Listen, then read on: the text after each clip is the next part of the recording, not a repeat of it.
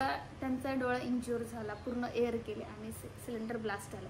आता ऑपरेशनचा दिवस आणि सगळ्यात मोठा प्रश्न आला आमच्यासोबत. म्हणजे सगळे संकट येतात ना, ते एकत्रच आले. मला ह्यावरती व्हिडिओ नव्हता बनवायचा, कारण की खूप काही लोक आहेत ना, म्हणजे मला कमेंट वगैरे करायचे, मग त्यांना ना ते कम्फर्टेबल वाटत नव्हतं प्रीतमला पण. सो नमस्कार मित्रांनो, स्वागत आहे तुमचं प्रिया की प्रीतम यूट्यूब चॅनलवर. तर आज प्रीतम नाही बाजूला, कारण की त्याचं कारण असं आहे की प्रीतमचं ऑपरेशन आहे. तुम्ही पोस्ट बघितली इंस्टाला, यूट्यूबला पण, आणि भरपूर सारे कमेंट्स आलेत की काय झाले नेमकं म्हणून. तर सांगायची मलाही इच्छा नव्हती, पण काही कसं हेटर्स आहेत की काय काय विचित्र बोलायचे वगैरे हे त्या गोष्टी, आणि मग मला वाटलं की खरी गोष्ट तुमच्या सबपर्यंत पोहोचली पाहिजे. त्यामुळे आणि खूप जणांचे मेसेज पण आले की काय झालं, गेट वेल सून, हे त्या गोष्टी. तर मागे मी 2021 मध्ये प्रीतमचा ॲक्सिडेंट झालेला, त्याचा मी पूर्ण व्हिडिओसुद्धा टाकलेला आहे की नेमकं काय झालं होतं. तर आपले काही जुने सबस्क्रायबर आहेत त्यांना माहीत असेल की काय झालं होतं, बट जे नवीन आहे त्यांना कदाचित माहीत नसेल. तर इन शॉर्टमध्ये मी तुम्हाला सांगते. 2021 मध्ये कोविडचा पिरियड होता. त्यावेळेस सिलेंडरची खूप म्हणजे हाल चालू होते. सिलेंडर लवकर भेटत नव्हते, ऑक्सिजन सिलेंडर. तर ऑक्सिजन सिलेंडर कसं तरी भेटलं. ते काय व्यवस्थित चेक करून येत नव्हते, कसेही येत होते गाडीमध्ये. त्याचे म्हणजे प्रॉपर मेंटेन असलं ना ते, तर प्रॉपर गोष्टी होतात त्या ऑक्सिजन सिलेंडरच्या. तर ते व्यवस्थित मेंटेनन्स नव्हता, काहीच नव्हतं, आणि तेच आमच्या नशिबात आलं सिलेंडर. जसं एका पेशंटला म्हणजे थोडा प्रॉब्लेम होता, तर त्यांना पेशंटला लावायचं होतं, ऑक्सिजन पोहोचवायचं होतं, म्हणून सिलेंडर आणलं. ते स्वतःच घेऊन आले होते. प्रीतमने चेक करायला घेतलं की सिलेंडर व्यवस्थित काम करतंय की नाही. त्यांनी जस्ट ऑन केलं कॉक, तर ते लीक निघाला आणि खराब निघाला. विदिन सेकंडमध्ये ते म्हणजे मायक्रो सेकंड लागले असतील डोळ्यापर्यंत पोहोचवले. पापणी हे करण्याचा पण टाइम दिला नाही, एवढा खतरनाक प्रेशर होता. आणि त्यांचा डोळा इंज्युअर झाला, पूर्ण एअर गेले आणि सिलेंडर ब्लास्ट झालं. म्हणजे तुम्हाला मी सांगते, प्रीतम ते होऊन पटकन साईडला झाले, तर ती जी एअर आहे ना, ती बाग हे कमानला लागले. तर कमानला डायरेक्टली होल पडलं. म्हणजे विचार करा किती मोठा प्रेशर होता तो. आणि धन्य आहे की दुसरं काही अजून झालं नाही, म्हणजे सही सलामत आहोत आम्ही. त्यावेळी मी इतकी डिप्रेशनमध्ये गेलेली होती, म्हणजे सगळे फॅमिली मेंबरसुद्धा खूप टेन्शनमध्ये होते. आणि हॉस्पिटलला घेऊन गेले मी. त्यांची जी कंडिशन बघितली ना, म्हणजे माझा आत्ताही तो दिवस मी आठवते ना, तर मी विचार करते की माझ्या आयुष्यात तो दिवस येऊ नको कधीच. म्हणजे मला आठवण जरी आली ना, मी पटकन डायव्हर्ट करण्याचा प्रयत्न मन करते, कारण की ते सगळं सीन मला समोर दिसतो ना, खूप खूप वाईट वाटतं की कसं काय असं होऊ शकतं म्हणून. पण प्रीतम टेन्शनमध्ये नव्हते. ते बोलायचे तू टेन्शन घेऊ नको. ते एक समाधानी होते. का माहितीये, त्यांचा विषय असा होता की आपल्याकडे जे पेशंट आले त्या पेशंटला काही झालं नाही. मला झालं ते ठीक आहे, बट पेशंटला आपल्यामुळं नको व्हायला काही. माझ्यावर मी कसंही काढ, मग पेशंटला नको व्हायला, हे त्यांचं म्हणणं होतं. आणि जीव वाचला हेच त्यांचं एक म्हणजे म्हणणं आहे की माझा जीव वाचला ना, हेच खूप मोठं, मी देवाला धन्य करतो. तर त्या गोष्टी झाल्या. आणि त्यानंतरला भरपूर ऑपरेशनसुद्धा झाले, सगळ्या गोष्टी झाल्या. आणि ऑपरेशन नंतरला आता लास्ट टाइम एक ऑपरेशन झालं होतं, तर ते कदाचित मला वाटतं सक्सेस झालं की नाही झालं हे नाही माहिती. पण आता मी व्हिजिटला गेलेलो डॉक्टरांकडे, तर डॉक्टर बोलले की थोडं इन्फेक्शन झालं आहे, कॅल्शियम डिपॉझिट झालं आहे डोळ्यामध्ये.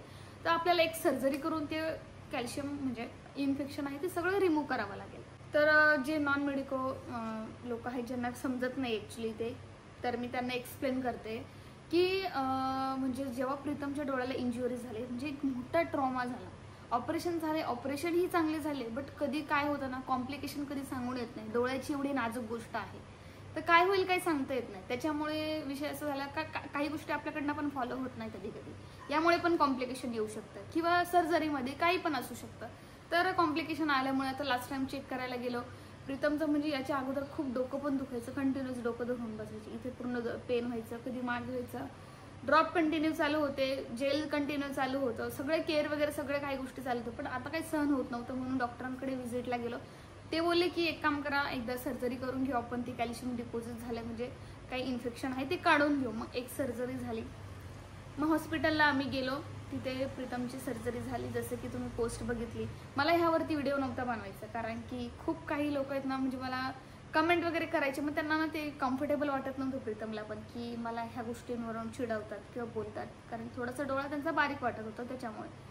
तर ठीक आहे, काहींना सवय असते ती बोलण्याची, काही हरकत नाही. तर आता सर्जरीमध्ये आम्ही विचारलं डॉक्टरांना की आपल्याला म्हणजे आता सर्जरी काय आहे वगैरे, तर त्यांनी सांगितलं सेम ते इन्फेक्शन आपण काढून टाकू, काहीच टेन्शन नाही आहे आणि डोळाही बारीक होणार नाही आणि नंतरला नॉर्मल होण्याचे चान्सेस जास्त आहेत. तर आपण बघू आता काय होतं ते, देवाच्या कृपेवर सोडलंय. नॉर्मल व्हावं मला हीच इच्छा आहे आणि आय होप हे फायनल ऑपरेशन असावं जे झालंय ते. तर झालंय आता व्यवस्थित. प्रीतम ॲडमिट झाले. ॲडमिशनच्या दिवशी कोमल, मी, प्रीतम, बॉबी आणि माझा भाऊ आणि कोको आम्ही सगळे ॲडमिशनच्या दिवशी गेलो. प्रीतमला ॲडमिट वगैरे केलं. आता ऑपरेशनचा दिवस आणि सगळ्यात मोठा प्रश्न आला आमच्यासोबत, म्हणजे सगळे संकट येतात ना ते एकत्रच आले, असंच झाला विषय. तर ऑपरेशनच्या दिवशी अगोदर आम्ही व्हिजिटला गेलो, अपॉइंटमेंट होती तेव्हा. तर डॉक्टर बोलले की आम्ही ॲडमिशन प्रोसेस वगैरे विचारली, रूम वगैरे बघितला कसा आहे कसा नाही, हॉस्पिटल चेक केलं वगैरे, तर सगळं काही ठीकठाक होतं. त्यानंतरला डॉक्टर म्हणजे तिथे आम्हाला रिसेप्शनमधून ॲडमिशनमधून कळालं की तिथे लहान मुलं अलाउड नाही आहे, 10 वर्षाच्या खालचे बाळ अलाउड नाही आहे. मग विचार केला आता कसं करायचं. माझं मन तर इथे पण लागत नव्हतं आणि तिकडे पण लागत नव्हतं, कारण कोको पण आजारी होता आणि प्रीतमला पण ॲडमिट करायचं होतं. आता मी प्रीतमसोबत थांबणार होती, थांबायचं होतं मला खूप इच्छा होती की म्हणजे त्यांच्यासोबतच थांबावा मला, म्हणजे त्यांची काळजी घ्यायला, कारण की पेनफुल असेल त्याच्यामुळे. तर ते बोलले की 1 वर्षाचं बाळ आहे तुमचं, अलाउडच नाही, 10 वर्षाच्या खाली बाळ अलाउड नाही आहे काहीही करून. मग बाळाचे हाल होतील हे खूप काही विचार आले. मग कोमल माझ्यासोबत, माझा भाऊ, बॉबी, मी, आम्ही सगळेजण गेलो. मग भाऊ बोलला की मी राहतो हॉस्पिटलला, 1 दिवस बॉबी राहतील, 1 दिवस भाऊ राहील. मग भाऊ राहिला 1 दिवस आणि आम्ही रात्रपर्यंत होतो तिकडे. कोको पूर्ण तापेने सणसणून गेला, बॉबींना पण खूप फिवर, म्हणजे दोघांना, म्हणजे व्हायरल सध्या चालू आहे, मला तर चालू आहे आता पण आहे मला. बॉबींना पण टेम्परेचर, बाळाला पण टेम्परेचर. मग काय करावं, तिथून घरी जाणं पण अवघड होतं, कारण भाऊला एकट्यालाच गाडी येते, कोमलला येते, पण मग कसं प्रीतमला काही इमर्जन्सी लागलं वगैरे तर कसं काय आम्ही गाडी घेऊन जाणार, आणि ट्रेनने बाळाला घेऊन नव्हतं जाऊ शकत. त्यामुळे आम्ही शेजारच्या हॉटेलला थांबलो त्या दिवशी. कोमल, मी आणि बॉबी आणि भाऊ रात्रभर तिथे थांबला प्रीतमजवळ.